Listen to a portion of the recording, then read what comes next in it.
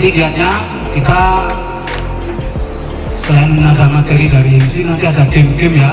Jadi teman-teman silahkan nanti diikuti game-gamenya. Jadi kita bermain, enjoy aja di sini ya. Silahkan setelah melaksanakan penugasan di Sulawesi Tengah, kita melepaskan penat di Pantai Gulanga ini. Ini kita pilih dari saran dari staf juga.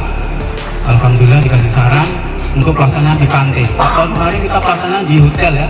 Saya terima kasih sekali kepada bapak-bapak sudah rela untuk melakukan itu semua. Seperti itu.